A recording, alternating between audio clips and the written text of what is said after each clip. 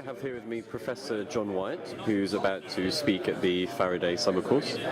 And I wondered if you could just maybe explain briefly the kind of issues that you'll be talking about today. Yes, my background is as a clinician, as a doctor working with newborn babies, and out of my clinical experience I've realised there are very profound ethical issues going on, particularly with advances in technology.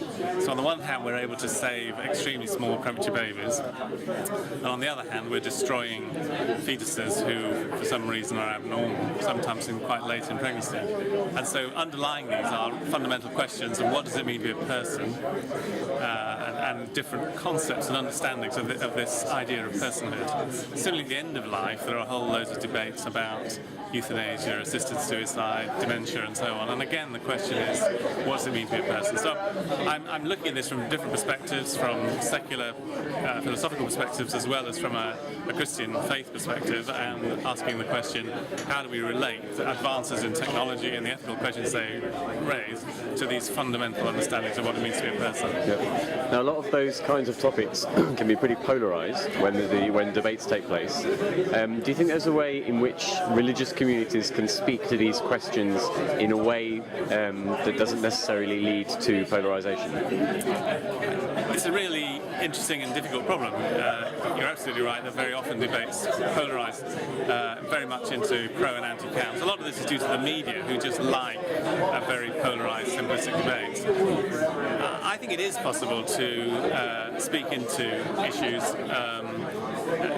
from a religious perspective, from a Christian perspective, without necessarily just using straightforward theological, biblical arguments. In other words, we can try and persuade and encourage people to see that our perspective, speaking as a Christian believer, is that it actually works, that it has positive benefits, that it has empirical evidence that it has positive benefits, and also actually that it matches with deepest human intuitions.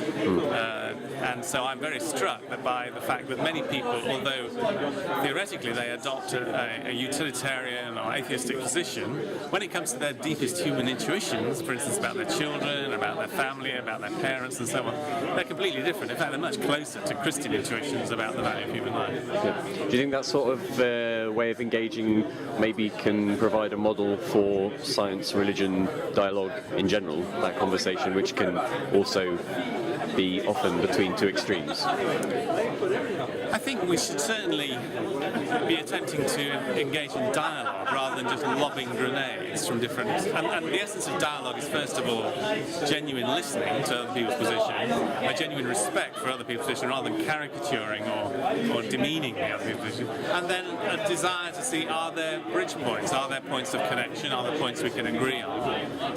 So I think a lot of it's to do with style as much as content.